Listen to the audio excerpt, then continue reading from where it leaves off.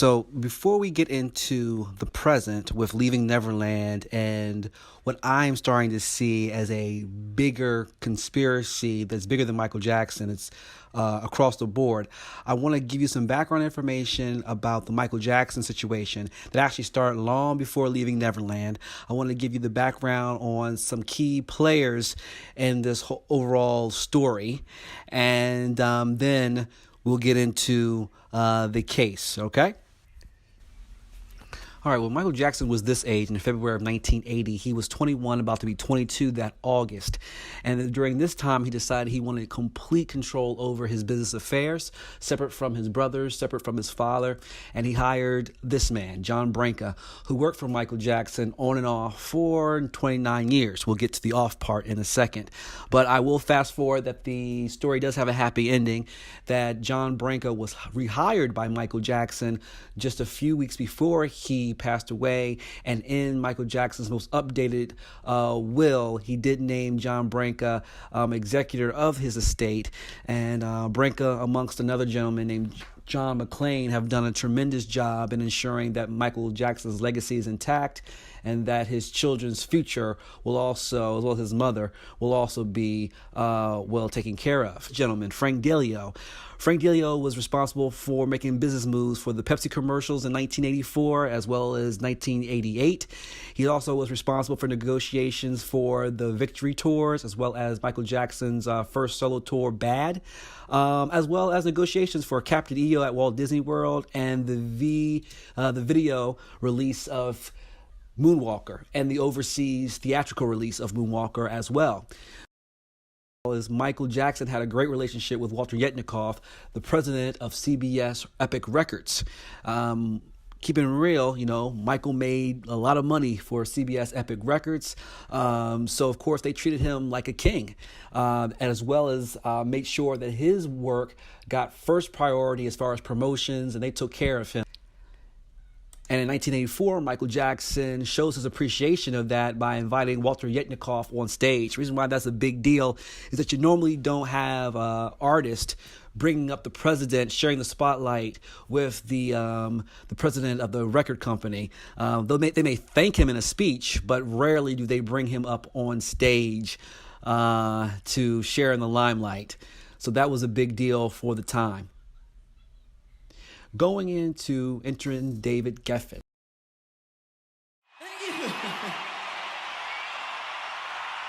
We're gonna make that cheese, Yep, enter David Geffen. So Michael Jackson wanted to be a mogul, and he decided to solicit the advice from those who have been successful at doing it, namely this man, David Geffen. Michael met David during the Thriller era, and they became fast friends. And so during this time where Michael was ready to take his career to the next level, he solicited the advice from David Geffen. Not only was Geffen the CEO, owner of Geffen Records, which was home to Aerosmith and Nirvana, he also was part owner of DreamWorks, a business venture between Jeffrey Katzenberg and Steven Spielberg. By 1989, Michael Jackson had not yet renewed his contract with CBS Epic Records. It was still on a standstill, but the agreement was verbally that Michael Jackson was going to do a greatest hits album titled Decade that would span all of his music from 1979 to 1989. David Geffen advised that he felt that CBS Epic Records were taking advantage of him and that he should try to get as much from CBS as possible. Bottom line is that David Geffen wanted Michael Jackson to leave CBS Epic Records and work for and record for Geffen Records. A couple of reasons. Geffen did not like Walter Yetnikoff. The two just did not get along. And, of course, Michael Jackson was the biggest performer at the time, and Geffen wanted him. He also said that there was a loophole in his contract that Michael Jackson could potentially leave CBS anyway and just come work for him and record for him. Problem with that was that, yes, he had not renewed his contract. He technically was a free agent. However, his contract still stated that he had 5 more albums left with CBS Epic Records. So CBS at the time could have sued Michael Jackson for damages.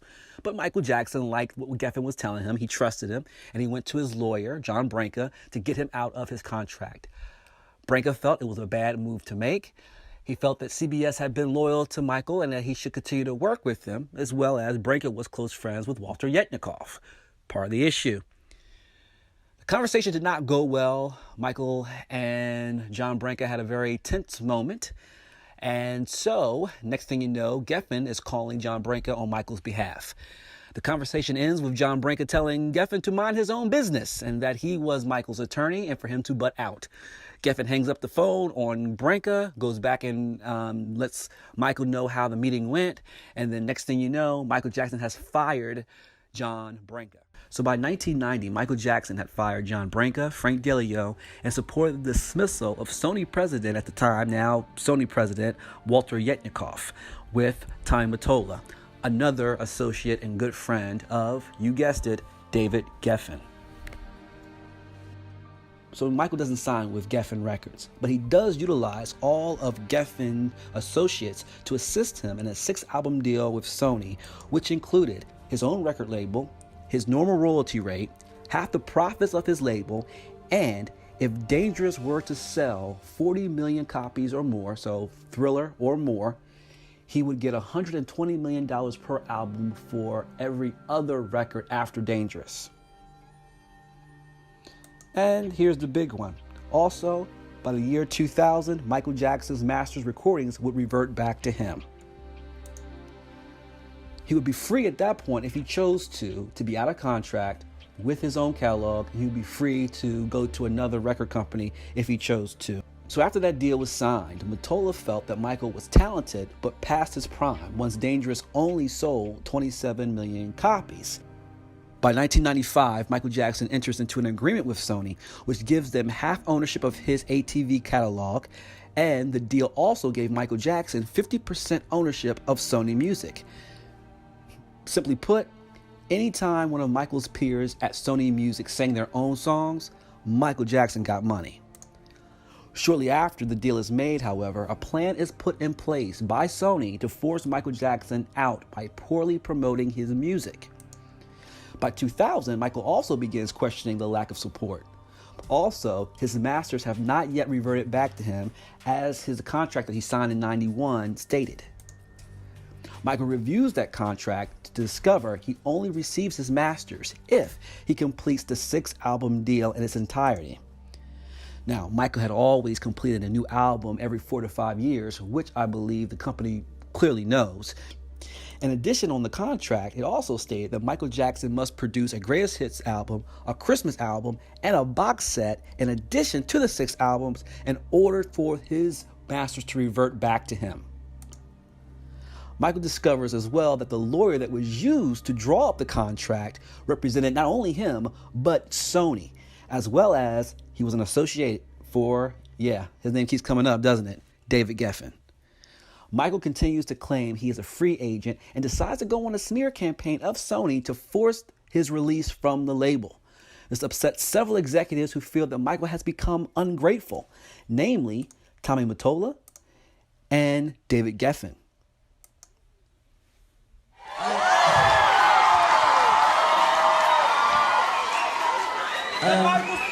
I just owe Sony one more album. It's just a box set, really. It's with 2 new songs, which I've written ages ago.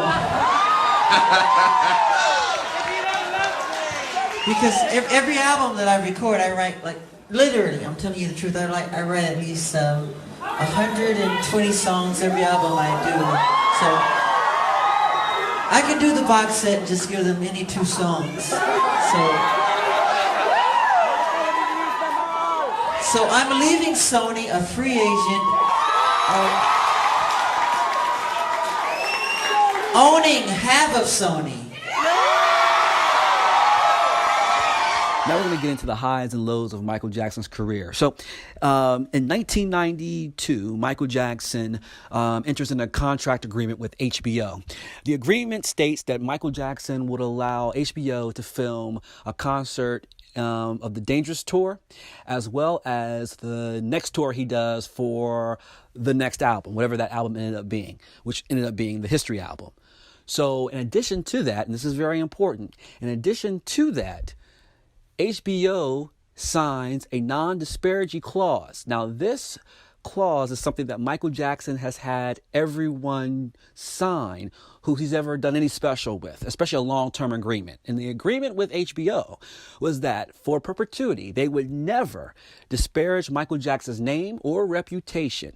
And in turn, they would be able to play the Dangerous concert as well as a subsequent concert for a future album. They agreed to that. And so that is why, if you were reading the news lately, that the MJ estate is suing HBO because they had them sign this contract for this exact reason, that they did not want any poor press or any negative reports coming out from them about Michael Jackson. And they reneged in that. And it wasn't a desperate attempt, as HBO tried to put it. It's just simply in the contract, forever. Perpetuity, forever. You cannot disparage this artist's name forever. And so that's just the long of the short of it. Oprah Winfrey also signed a similar contract. However, if you've noticed that even with this latest interview with Robson and Safechuck, Oprah was very clear to state that this was an educational moment and it was bigger than Michael Jackson. It had nothing to do with bashing Michael Jackson. She is simply just interviewing these victims, and because she had other survivors in the audience, it really was an environment for healing. Positioning it like that and never coming out directly and stating how she felt about Michael Jackson being guilty all these years has kept Oprah from being sued by Michael Jackson when he was alive or the estate. Filed formal charges, a felony criminal complaint against Mr. Jackson. The felony complaint involves 9 counts. 7 counts of 288A in violation of California Penal Code, commonly known as child molestation, and 2 counts in violation of Penal Code Section 222.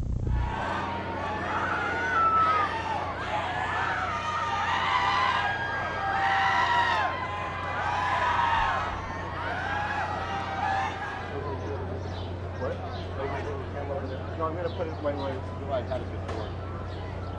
Sorry, again.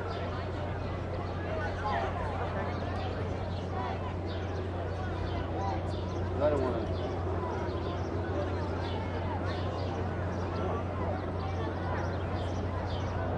Count 1, verdict.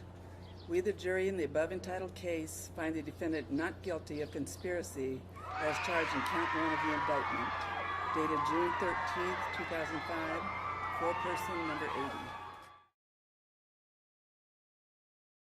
Very sad news, Jim Moret, and to all of our viewers. Both the Los Angeles Times and CBS News are both now reporting that Michael Jackson has died. Now, CNN. Local police were so concerned about the media circus surrounding the 2005 Michael Jackson's child molestation trial, they asked the FBI to assess whether it was a soft target for terrorism. It was just one of the revelations from newly released FBI files that portray the king of pop as potential criminal and potential victim.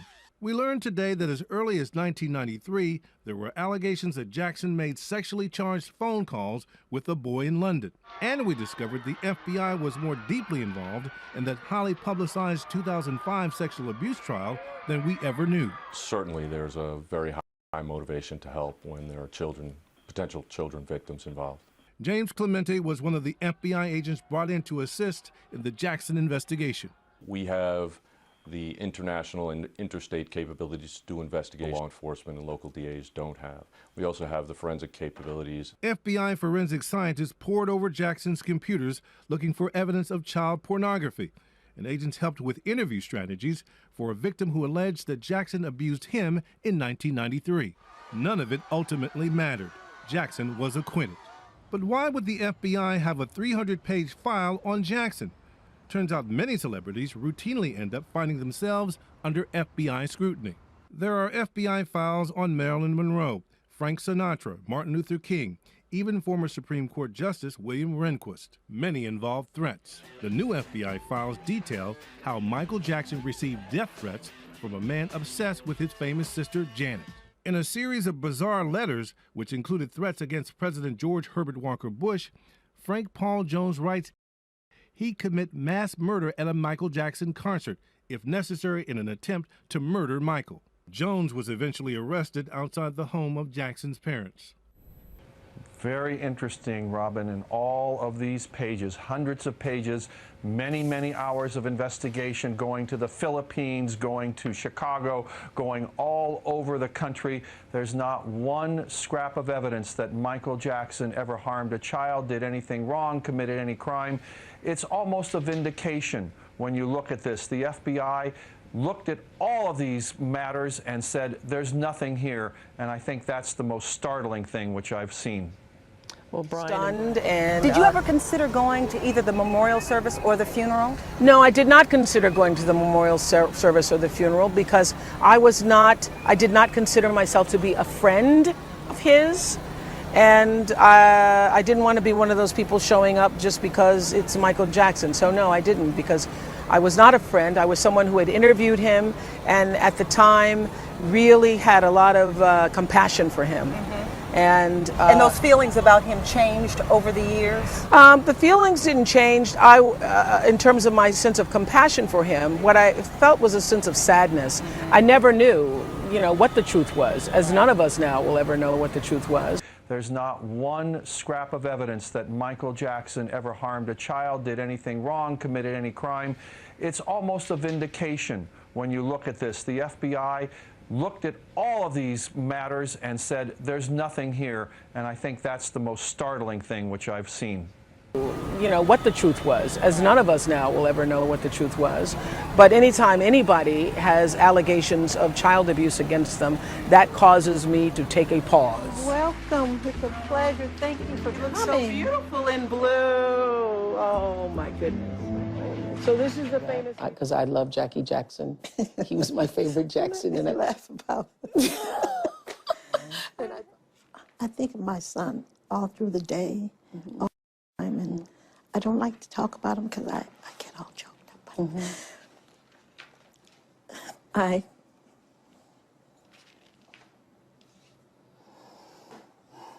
It's funny.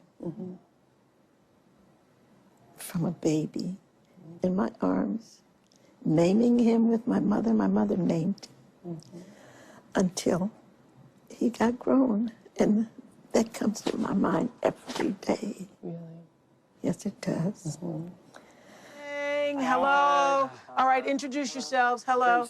Prince Michael, hi. Hi, I'm Paris. You're Paris, hi. I'm Oprah. Randy. Nice to meet you. Randy. Hi. What is it? Jafar.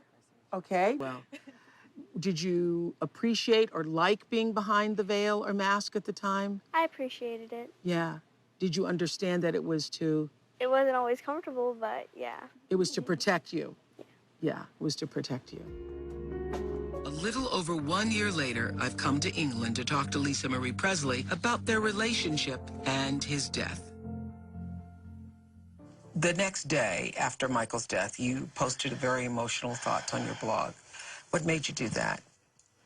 I think I was just rocking a baby to sleep, and I was just in floods of tears, and I thought, I don't know, I had a moment of clarity, and I realized all this bitterness I thought I had, and,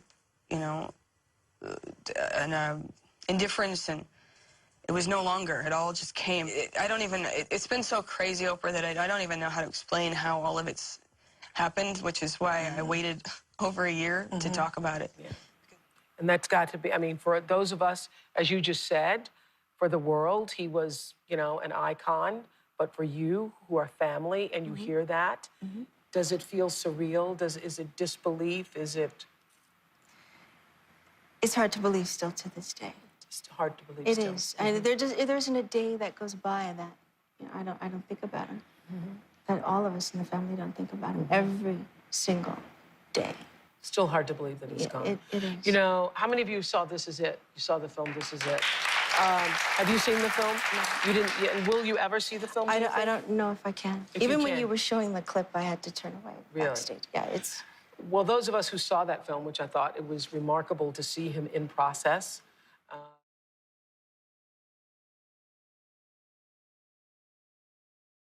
And it's a we follow the path of the smooth one. Stars are boom, stars is how we move one. Into a stream of consciousness that isn't hard to find. And like the brother Nas said, it's half time.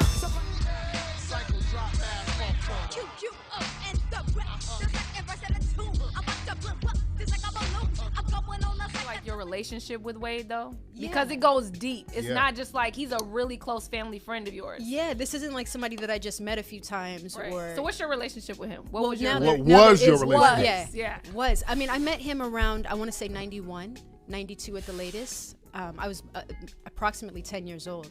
So yeah, he, developed a little crush on me and had been talking to my Uncle Michael about it and wanted to get to know me further. So my uncle, being an uncle, set us up. He invited us both to the ranch. We spent about a week together, his family and my family. My brother was there, his mom and his sister. Everybody was there. We got to know each other, and towards the end of the trip, he very sweetly said, "Would you be my girlfriend?" And so that was, an innocent young relationship that started. We were friends for a long time, which turned into a relationship. I knew him for at least 10 years. At this, we had a 10-year, I'm going to say, friendship relationship. Now, how old were you when you guys started dating? I want to say, like Bree said, around 12 years old. Okay. Yeah. Okay. And you dated for how long? This was 7+ years. Oh, wow. So I want to tell you 8-9 years, but I don't want to misquote. I'm going to say 7+ years. Okay. Easily. Okay. He was kind of obsessed with her too, by the way. He was, I remember a couple of times, he just always wanted to, I remember one time we were all in the car and we piled up. And he was like, you were sitting on his lap, and he really, really, really liked Brandy. So this is shocking to me because he really, really liked her. I felt like he did. Yeah, no, this was, a genuine relationship. Yeah. Because one of the things I've been hearing is that they said that Michael didn't want him around girls or something. Yeah, that's my understanding too. Right. That's something that he's saying. And my uncle put us together. What are you talking about? He didn't want you around girls? What? I don't understand. Right. And if you are supposedly having this relationship with him, why would he set you up with someone? Exactly. None of this makes any sense. The next few clips I'm going to let play come from a Michael Jackson YouTube page called Michael Jackson Allegation. After you're done watching this video, I highly recommend you go ahead and you play theirs. This particular video goes into detail as to Wade Robson's consistency in changing his story.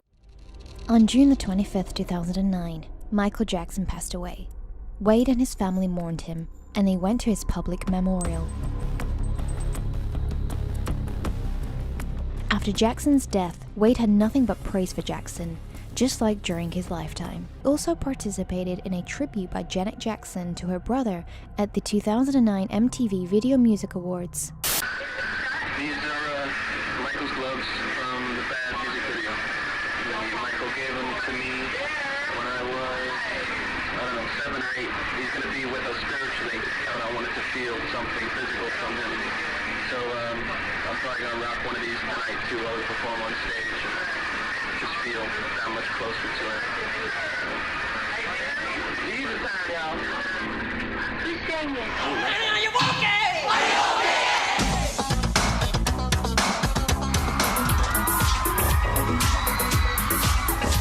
Just had a wonderful relationship. I learned so much from him as an artist and as a kind human being, that he was a man, that he was a father.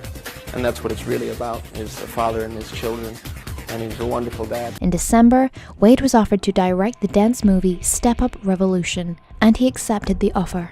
According to his court papers and a blog post he wrote in November 2017, he considered this as the fulfillment of Michael Jackson's prophecy to him as a child, that he would become a movie director of epic proportions, bigger than Steven Spielberg. In early 2011, Wade crumbled under the pressure of the job, which triggered a nervous breakdown in him, made him pull out of the project, and left him purposeless. He wrote about it in a blog post in 2017. I was fulfilling Michael's prophecy, and then I blew it. Therefore, my entire life, I believed, had been in vain. 2011, so only 5 days after he started therapy, Wade wrote an email to the director of the Cirque du Soleil show begging him to let him direct and or choreograph Cirque's Michael Jackson-themed Las Vegas show called One. I always wanted to do this MJ show badly, Wade wrote in the email. Cirque du Soleil told Wade that he needed to be validated by Michael Jackson's state, so Wade met with John Branca, the executor of the Michael Jackson state. During John Branca's deposition in 2017, Wade's lawyers suggested that Wade was eventually hired to do the Cirque show. However, according to Branca, they decided that Jamie King was better qualified for the job and they picked him rather than Wade. Branca speculated at one point in his deposition that it would be possible that as a director of the show, Jamie King might have hired Wade in some lower positions, such as a dancer, but he insisted that he was definitely not hired in a leading creative role, such as a director or a lead choreographer, that would be validated by the state. Despite of that, in the July 2011 interview, Wade talked about it as if he had the main role in doing the Cirque show. This was only a couple of months before he made his U-turn and first started making allegations against the star. But I'm starting on Cirque du Soleil Michael Jackson show, which is exciting and terrifying all at the same time because it's such a huge responsibility. But that was why I took it on. Michael was such a huge part of my career and life. We were friends for 20 years before he passed, since I was 7. So it's an opportunity for me to give back a little bit to his legacy. It's such a big part of his legacy, and to make sure as much as I can that it's done right and that it really represents his essence. In March 2012, about a year after his first breakdown, Wade suffered a second nervous breakdown. He went to a new...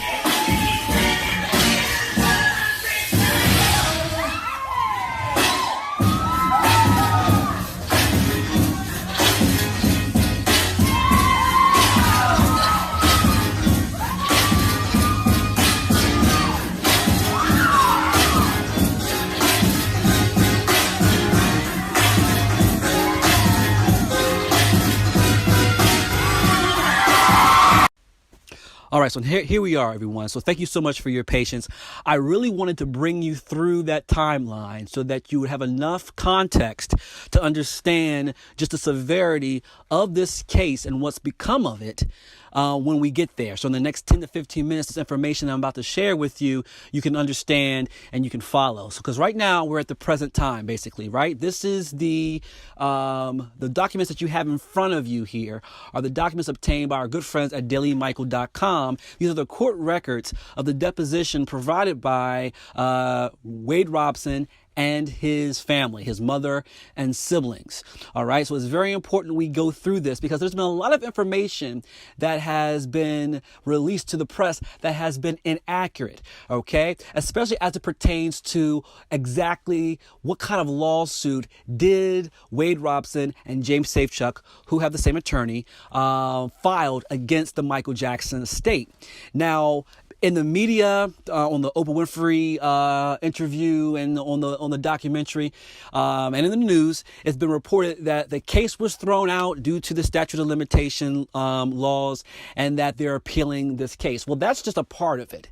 So yes, the molestation piece of it, those accusations, those were thrown out due to statute of limitations. But that's not where there's not a period at that sentence. There's another lawsuit that was out there based upon damages against the Michael Jackson estate for, quote unquote, allowing the abuse to take place. That was thrown out not due to statute of limitations. That was thrown out due to its lack of merit. And what we have in front of you is information that was obtained, court records that were obtained by our good friends at dailymichael.com that go over that. So I'm just going to discuss some of the highlights of these court documents. Joy Robson and Wade's siblings were deposed on September of 2016, and Wade Robson was deposed on December of 2016. On March 28th, 2016, the MJ Company served Wade Robson with their first set of requests for production, which we'll refer to going forward as RFPs. They asked Wade Robson about all the documents and all the communications he's had between him and any person related to his abuse allegations. However, it seems that Wade is no longer eager to share this truth because what some of the highlights that were found in the documents was that Wade Robson initially produced one single email when asked to produce all the communication related to his allegations of abuse. On June 3rd, 2016, Wade Robson produced a single email and stated under oath that it was the only communications that he had. The single email mentioned is the September 7th, 2012 email that Wade Robson sent to 30 people. Judge Beckloff mentioned this email in his dismissal ruling at the probate case. According to Judge Beckloff's ruling, this email included sentences of very personal information, extremely sensitive legal matter, and truth of Robson's past. This email was one of the reasons why Judge Beckloff dismissed the probate claim. Okay? So the new discovery shows that there are plenty other emails and documents that Wade failed to produce. On June 23rd, 2016, MJ estate lawyers conferred with Wade Robson's previous lawyers and expressed their disbelief at the redacted assertion of Wade. Our guess is that the estate was having a hard time believing that there was only a single communication between Robson and other people about his allegations. At the end of July of 2016, Wade Robson hired new lawyers and all of a sudden changed his tone. They then were able to produce 100 pages in response to the first set of RFPs. He provided no explanation as to why he previously claimed under oath that there was only one document. At the time, the estate accepted that Wade provided all the documents that they asked for. In addition, during the deposition of the Robson family, more evidence has surfaced as Wade's mother and siblings produced more documents and emails about the alleged abuse sent or received by Wade. More emails that Wade neglected to provide during the discovery period. When confronted with the new discovery and asked to explain his destruction of relevant evidence, Robson's counsel admitted that Wade had not produced all of the documents in his possession and did not even search for the requested documents. By the end of October of 2016, Wade gave MJ estate around 4,000 pages. During their examination of these, the estate once again realized that Wade still had failed to turn in all the relevant documents and continued making false statements. After the estate threatened Wade with a court order and forensic examination of the accounts and devices Wade was using during that period, he all of a sudden was able to provide to the court documents and once again claimed that he had completed his document production. However, there are still deficiencies, because then we discover the next information that blew my mind. Wade Robson was shopping a book about the alleged abuse before he filed his complaint. Helen Yu is an entertainment lawyer who represented Wade. So based on the document Wade produced around October 2016, the estate learned at that time that Wade Robson wrote a book about the alleged abuse in late 2012, early 2013, and was actively shopping it to publishers before he filed the lawsuit. On October 20th, 2016, the estate asked Wade to provide them with drafts and treatments of the book, then also questioned why he didn't turn over the book, as the book was clearly about his abuse and allegations. Now we can look back to the dismissed probate claim and current complaints against the companies and say that for 3 years, Robson hid the fact that he wrote such a book, as it was never mentioned in the production before. Wade replied saying that he didn't produce the book because he was unable to locate it. Then only 4 days later changed his story. He had the draft of his book, but it was labeled "for my attorneys." So now the lawyers claim that Wade held the draft secret due to client-lawyer confidentiality. Okay, so he's changed the story again. Wade Robson's lawyer said that Wade would waive his privilege and produce the draft of the book to MJ's estate. MJ estate asked for all the drafts of the book to be given to them with the metadata intact to make sure there was nothing hidden, that make sure they had all the information, make sure it wasn't altered in any way whatsoever. Wade Robson's lawyer said that they received a recently created PDF of the book draft, and a special program was needed to open the original publishing format.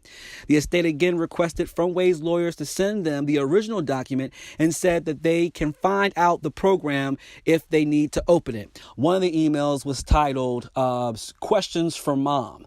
There was questions that he he was asking his mother, about his time in the United States. When did they leave? When did they come over? All that good stuff. Bottom line is that he also presented her with some information that came from a security guard that they had planned on potentially using in the case. There is an email response that's provided by Wade's family that says, wow, none of this is true. So the security guard was the person who allegedly saw Michael Jackson and Wade Robson together. Again, another person who sold their story first to the media before even cooperating with police. But in any event, advised that this was going on, and in detail, wrote about all the things that Michael Jackson did to Wade. Wade Robson's mother's response was, wow, none of this is true. There's additional information that follows on the email, but it's not visible. So it looks like another situation where either Wade or his mother redacted some of the information that they needed.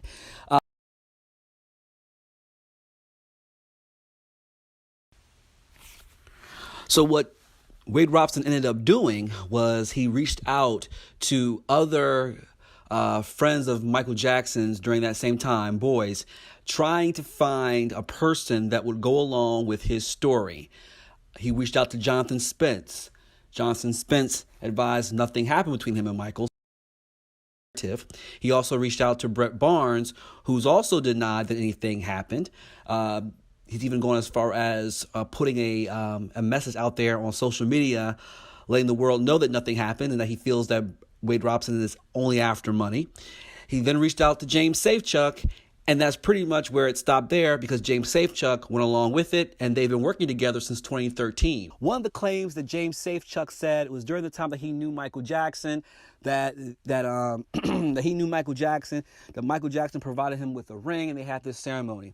These pictures right here fall within that timeline based upon James Safechuck's own interview in a documentary. Falls within that time. Notice his left hand, no ring whatsoever. He was hurt, devastated, couldn't go back. His child, he said, made him come forward with the information. Similar to Wade, that being a father is what convinced him to come forward with these claims. But here's one thing I don't get. Why then would you work for Michael Jackson in 1994 as an intern, as a shadow director? He advised that MJJ Ventures was created for him as a way in which to lure him and other little boys and to create victims of sexual abuse.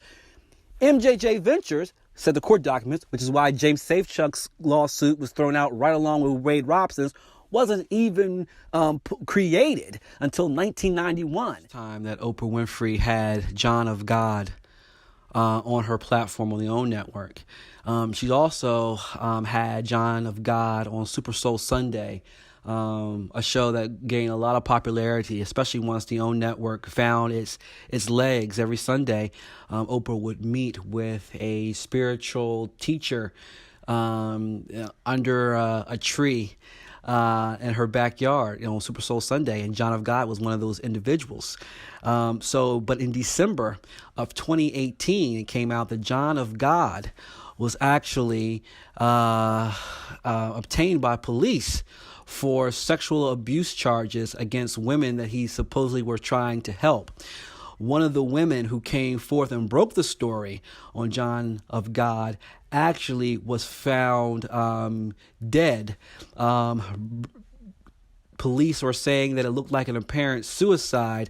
However, her child actually saying that they killed my mother. He's claiming that it wasn't a suicide, that his mother was murdered for coming forth with the story. Needless to say, this is not the type of publicity that Oprah needed, especially after it would appear that she was getting a lot of flack about not only her relationship with Harvey Weinstein. Let's talk about what's happening with Harvey Weinstein. I know you posted on Facebook already, but you haven't kind of spoken yet publicly about what's going on. I think that this is, I'm always trying to look for the rainbow in the cloud, whatever is the silver lining. And this is what I do know for sure. When something this major happens when you have the fallout, 50 women coming forward, that it's a watershed moment. And what I do believe is actually happening is that, first of all, it's triggering a lot of unreleased pain, repressed anger, guilt, and suffering that a lot of women have had. I happened to be on set with several actresses the other day, and we were filming some things, and they hadn't slept over a period of 2 or 3 days, and I was like, what is that? I said, oh, you guys are suffering from PTSD. And when you start talking about it out loud, too, everybody has a story. Everybody has a story. And so I think this is a watershed moment. And if we make this just about Harvey Weinstein, then we will have lost this moment.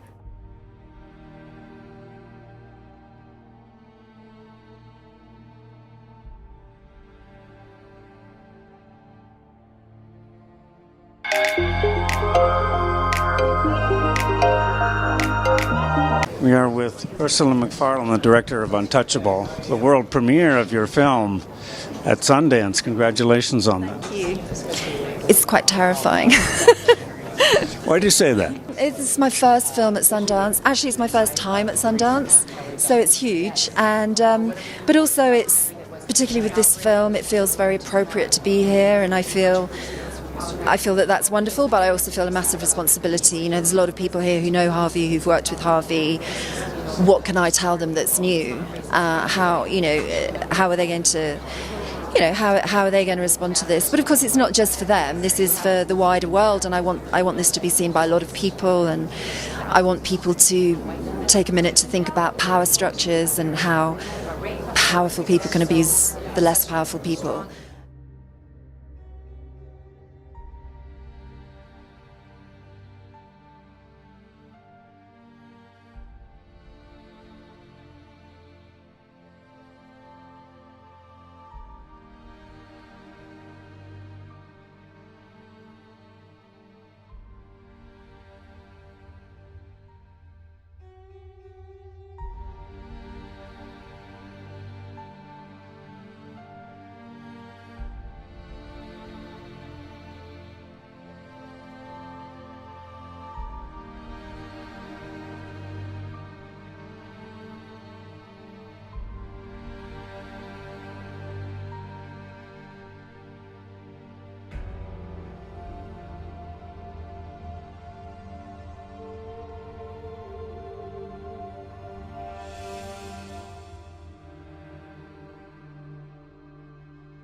Raises a lot of questions, now doesn't it? While checking IMDb, I got a little curious. So when I checked IMDb for the production company or producer credit, all of that is missing. So leads to questionably, is Geffen a producer, Oprah, Gail, or all three? Immediately following the viewing on the documentary, an interview with Robson and Safechuck is planned. And Oprah magazine posts an article on their site saying it's time to say goodbye to Michael Jackson one last time. So she is going out of her way to promote this.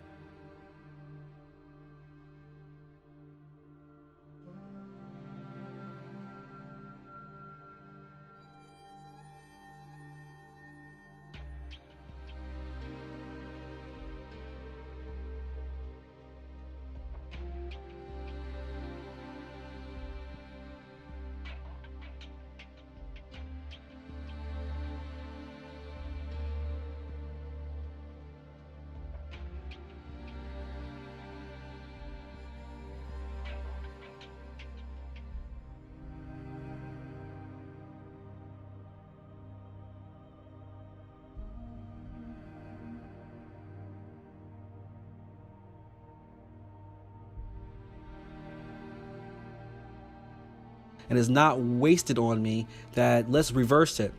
Had Sundance stuck to their normal rules and denied Leaving Neverland acceptance into the Sundance Film Festival, the Harvey Weinstein documentary would have been the documentary that would have gotten the most press and the most attention. Add on to that, Harvey Weinstein is due into court this month. It would have been a perfect storm. It's like someone knew that and wanted to ensure that that didn't happen. Who are those people? Who are those people that are continuing to try to cover up what we pretty much already know? But if it's discovered that the most powerful people in Hollywood took the Wade Robson and James Safechuck story to solely push their own narrative and their own agenda, we are looking at one of Hollywood's biggest scandals. All right, this has been Derek Gray with Truth to Power. We'll talk to you next time.